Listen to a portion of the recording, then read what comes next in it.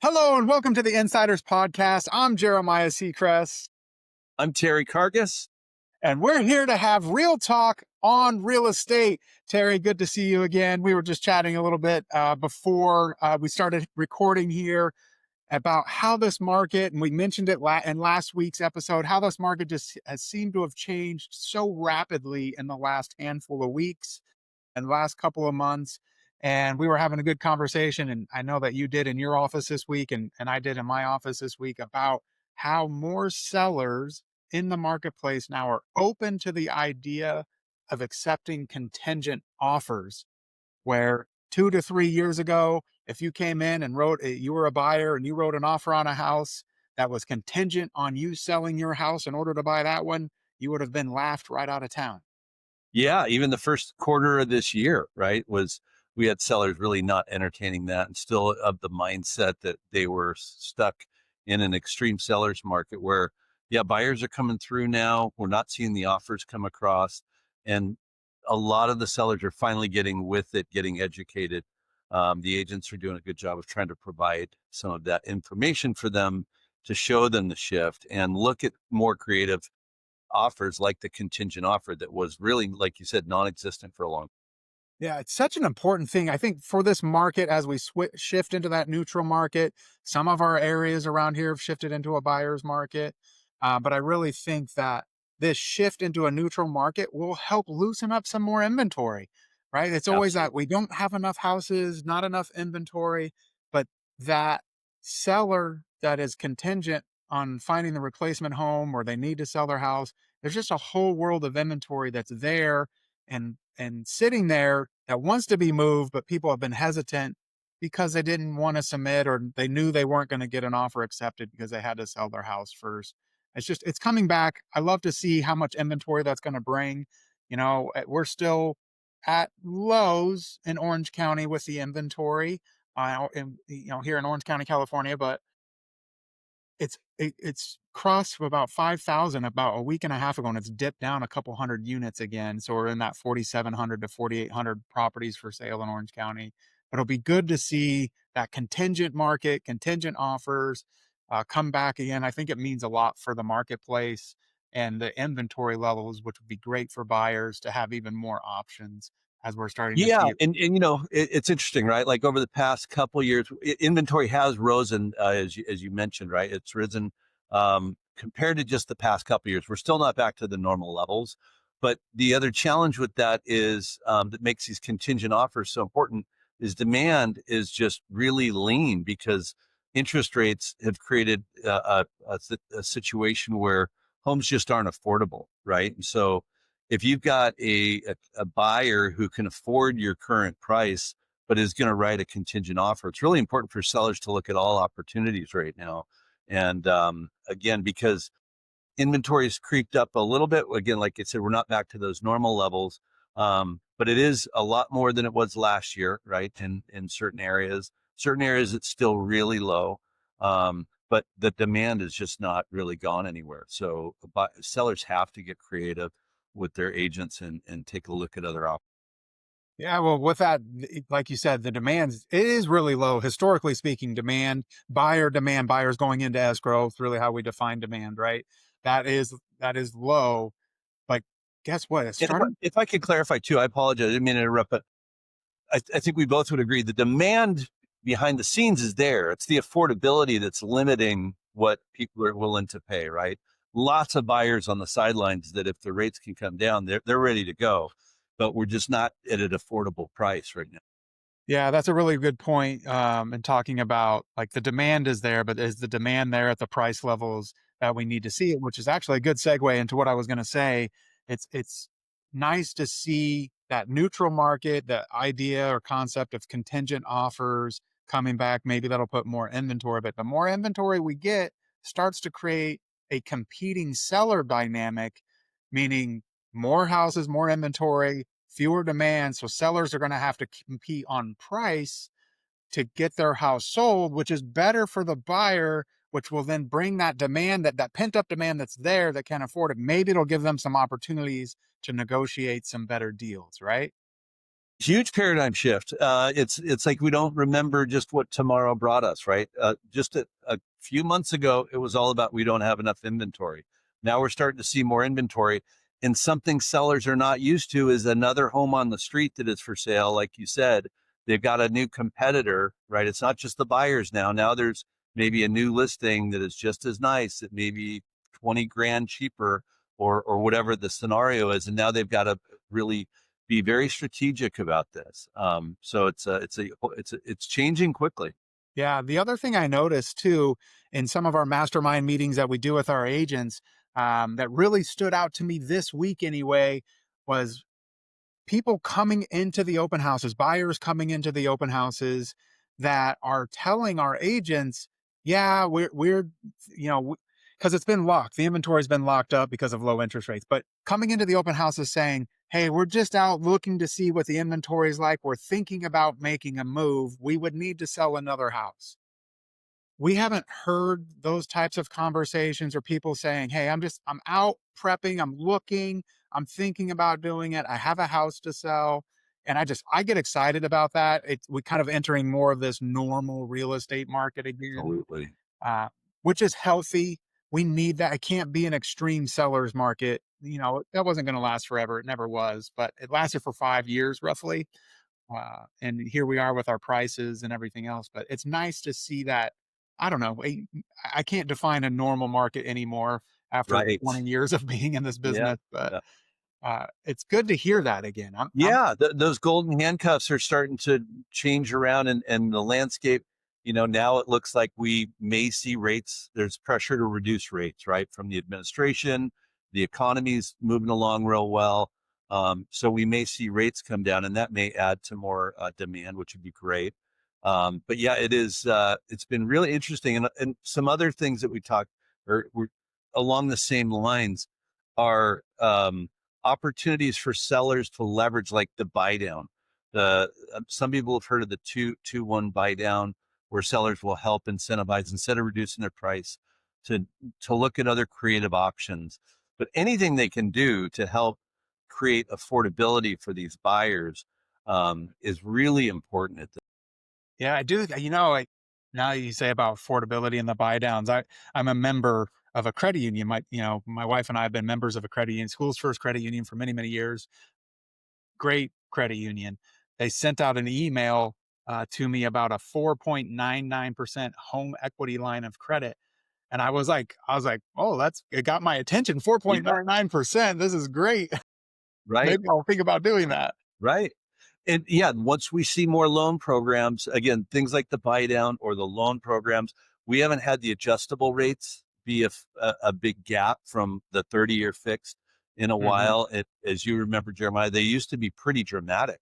You could have a really low 5-year arm or something like that that helped people get into payments. We don't have that kind of flexibility right now.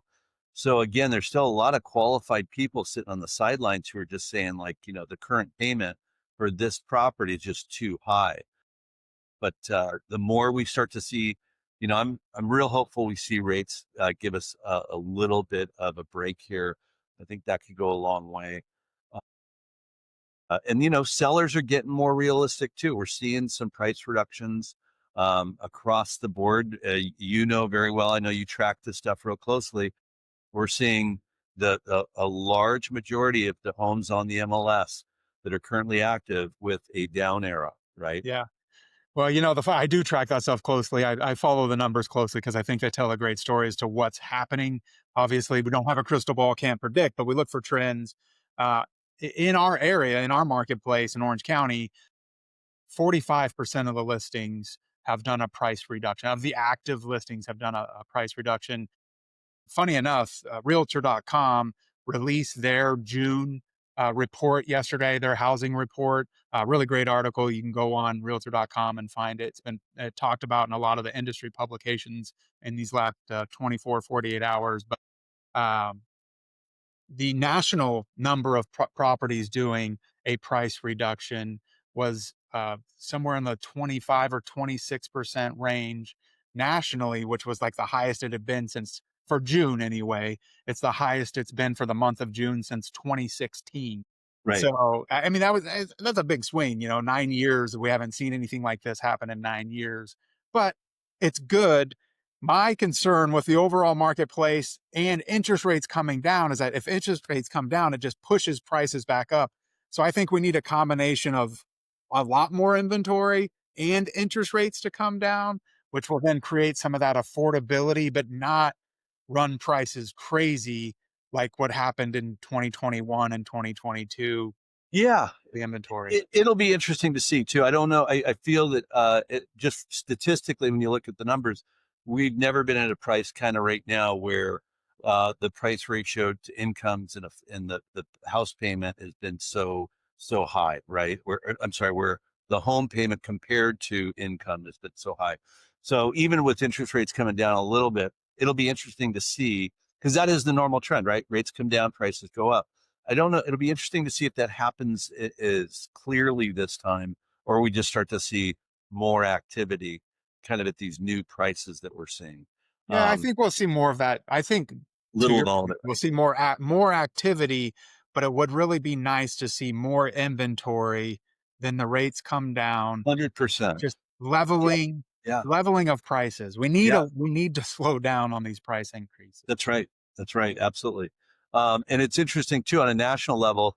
The narrative, because there's so many different YouTubers and influencers out there who have these thumbnails that talk about the crash is here and all of this stuff, and it's a shame because there's so real estate still is so hyper local. You've got to talk to your local agent.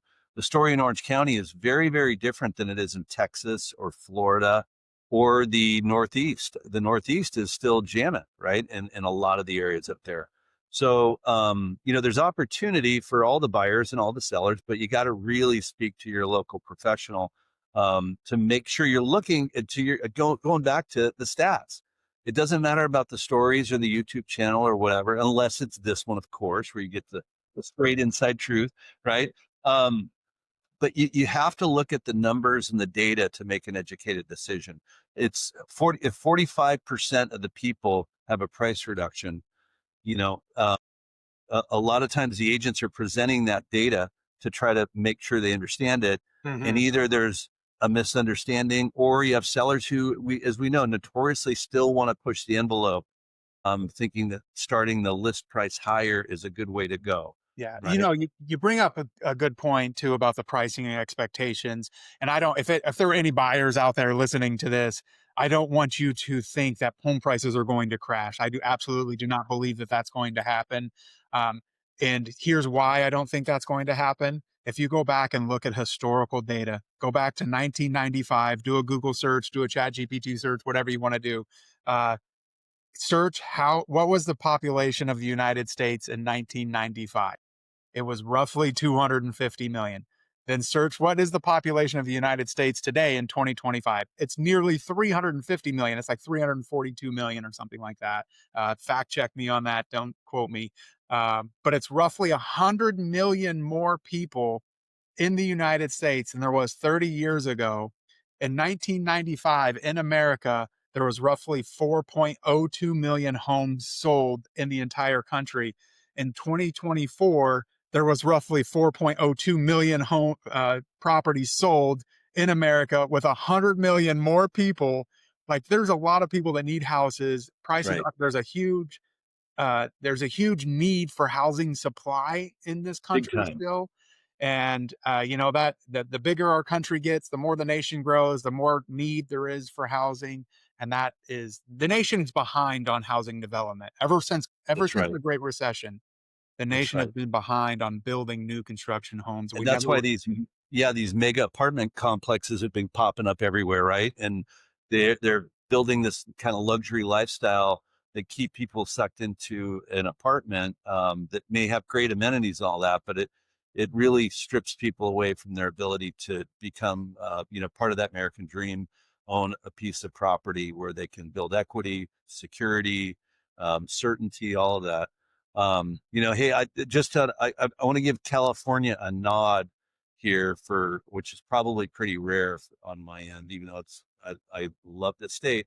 But the change to the CEQA Act here hopefully will have a huge impact, and allow us to be able to start building more properties. Yeah. That has been a long time uh, hindrance for builders because of the lawsuits, the hoops everybody had to jump through to be able to build a property, only to find out halfway through or three-quarters through or at the finish line that now they're getting sued. This with the change in that, I think that's going to hopefully open up some of the floodgates here to get some more affordable building in California that we desperately. Yeah, maybe we'll need to do a conversation on that. I Yeah, have a bunch of research and studies on that I've done and presentations that I've done on that. But it's an interesting conversation, especially for California, for because sure. we're about 1.5 million homes a year behind where we need to Right. be from a Right. population. So that is Right. good news. Uh, Yes. Speaking of good news and continue on this, like changes in real estate and what's happened recently. Uh, the adjustment in the SALT deductions, Yes. the state and Huge. local taxes, right, going from 10,000 up to 40. 40,000 Yeah, for those of you that live in higher cost areas like a California or that's right. Northeast somewhere. That's a big change. That $40,000 uh, change. Again, income. I think the income. Correct me if I'm wrong. That bill's 870 pages long, and I haven't read the Right. whole thing, but Right. I believe it's for income earners under $500,000. I Um, believe that's correct. Yeah.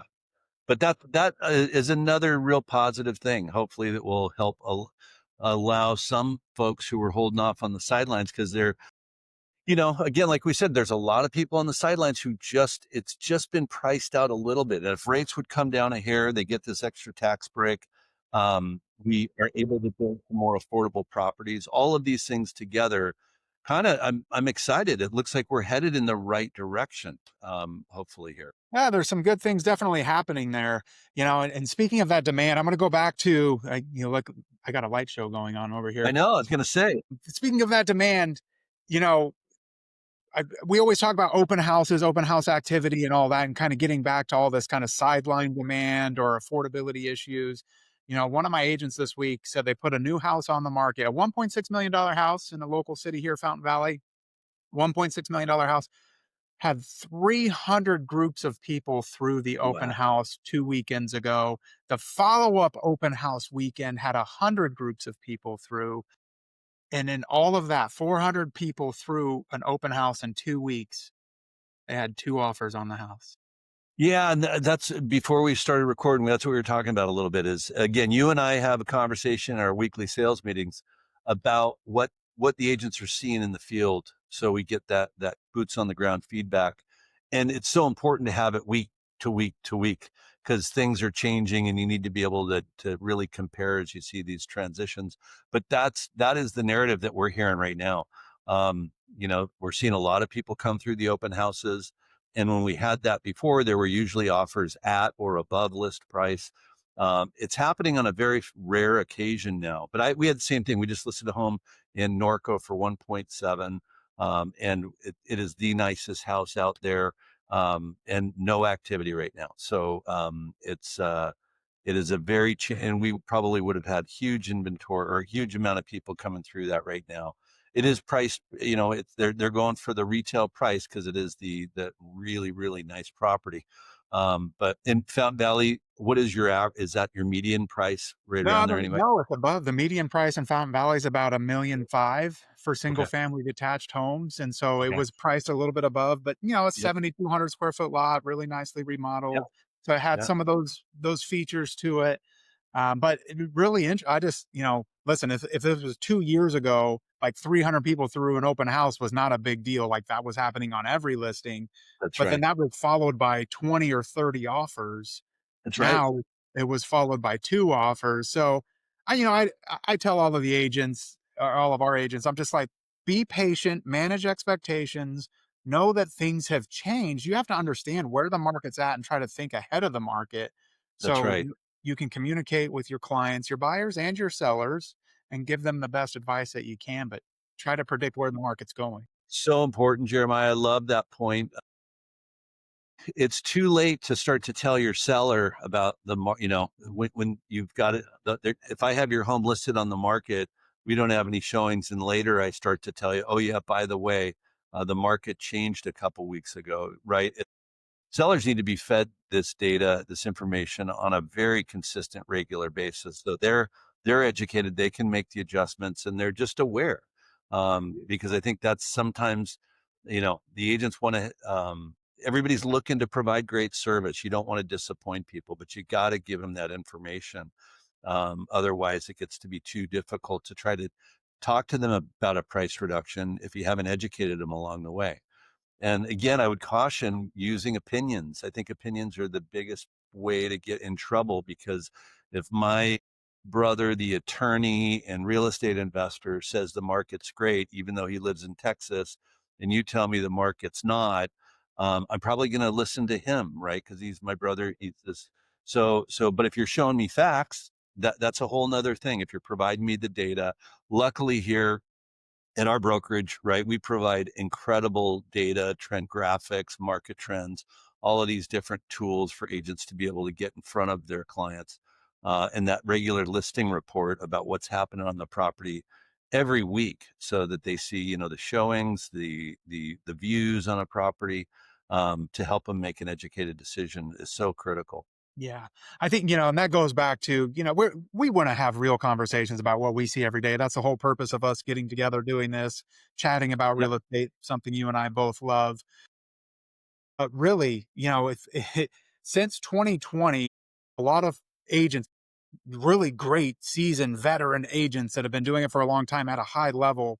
So whether you're new or you're that veteran agent, you got to go back to being an agent again. You got to go back to doing those things every day, understanding the market.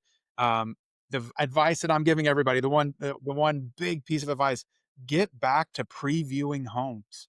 Get out Oh, there, know the amen. market. Yeah, right. Know the inventory, know the market, but you have to go look at the homes again. For four and a half years, we haven't had to I do haven't had that it. as much, but man, what an important task that is. Agents. Right? And listing agents, if I call you to preview or an agent calls you, let them in. Don't be Yeah. shocked or angry at them. Like, Yeah. what are we doing here? Like, this was one of the original, fundamental, most important pieces to know inventory, pricing, value, to help make sure you knew all the property so you could go relay those to your buyers, your sellers, and all that. And for whatever reason, that the COVID really put a stop to that, and getting people back has really been a task, right? And Yeah. reminding them of the value. Because I think, like you said, I mean, you mentioned a couple years, really back to 2012, I think is the last. We've pretty much been on a straight upward trajectory Yeah. with True. True. minor bumps throughout the way.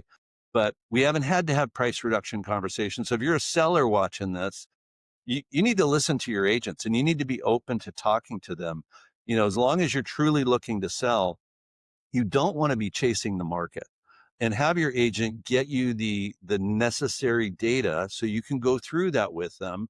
But don't agents aren't telling you about a price reduction because they want a commission. You hear that all the time. That's Yeah. ridiculous. Yeah. Right? We have a fiduciary duty to do what's right. And but everybody's got to be willing to take a hard look at where the numbers are. Again, the last thing we want to see a homeowner do is sit on the market for 3 months. you know um, the buyers start to wonder what's wrong with the home. Let up, forget the price, right? They start to wonder, is there something wrong with that home? It's been on the market forever. Yeah. But we haven't had that, and so it's kind of almost like a new world since 2012. Price reduction conversations, we haven't had to talk about those in forever, and Forever. it's like ripping off Band-Aid now to get back into it. Yeah. Well, that's just getting back to some of the fundamentals and of our That's right. business, and that's kind of why I love this shift that we're seeing back into a neutral market. It's still a very healthy market. I don't want to give It anybody is. the false impression that the market prices are going to come down 10. I No, no, never. I don't think prices are going to come down. I think we're going to see a flattening and leveling. The more inventory we get, the better it's going to be. It's going to be better for buyers. I also think it's better for sellers because most sellers have to sell a home to buy another home. That's That right. that transition of like the right sizing movement has gone away the last 3 years. People aren't downsizing from two-story houses to single-story houses like they used to. They're not moving out of the small house to get a bigger backyard like they used to because of Right. affordability issues and because of inventory issues. Everything was flying off the shelf. So now that You know what is interesting, right, Jeremiah? Wouldn't you agree? If we get rates back down, you would see not only the people on the sideline, but like you said, the people who are coming through the home. Well, we have a home to sell. Those golden handcuff people. There's a huge amount of those folks, that are still in homes that would like to either upgrade, downsize, whatever it might be, right size. So yeah, so the yeah, we there's no indications of stuff unless we have some catastrophic black swan event or we see jobs really, right. right? So, Well, but we've had in the last 20 years that you and I have been doing this, we've seen some major disruptions to the market. So you never know what's going to happen. and Um, every time it's a buy time. Every yeah, every every every time, time you have those, it's a buy time, not a every not a time. sell time. Yeah, It's always, what did Warren Buffett say? When people are greedy, sell. that's Uh, right. when when people are fearful, buy. That's right. Something like that. Yeah, Yeah. yeah, yeah, So just kind of follow those trends. That was great advice that Warren Buffett gave years ago. yeah. And No people are FOMO. fearful. Yeah, yeah. I'm grateful that I brought property in 2009 and 2010 and 2012 and 2015. Super grateful for that. Uh, but still looking. I'm in escrow on a property right now, so I'm still buying, and I think owning real estate is an amazing thing. Just this market's great. It's a great market to be in. I'm not hesitant to buy something right now, thinking prices are gonna fall off the cliff. I'm currently in the middle of buying something. Yeah, I mean, I think to summarize, wrap this up a little bit, right? Like we're in a changing market. There's lots of opportunity, but for sellers, they've really got to be willing to listen to their agents, and make sure they are looking at the numbers, right? And what would you say for agents right now? What do you think?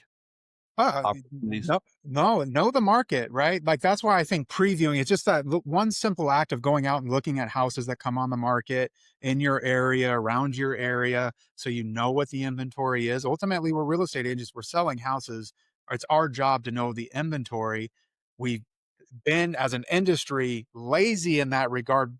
And I don't want to say it's been necessarily all laziness, but you put a sign in the 2022, 23, you put a sign in the front yard and it was gone. You didn't have a chance to preview it. That's right. It was That's on the right. market for 2 hours and it was gone. Well, now it's on the market in Orange County. 92 days is the average days on market. So now it's taking that 3 months that you were talking about earlier to sell a house. So go out, agents, go That's preview right. property, go look at everything.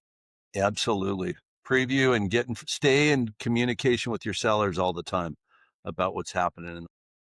Yeah. So maybe next time we talk about kind of the lack of construction. We get into a little bit of that new construction, that Yeah, booming, the lack of inventory yeah. conversation. But listen, the market's changing quickly. Always, it's our job to have conversations about that, try to give you some insight, what's happening behind the scenes on the Insiders podcast. But we appreciate you guys tuning in, listening to us.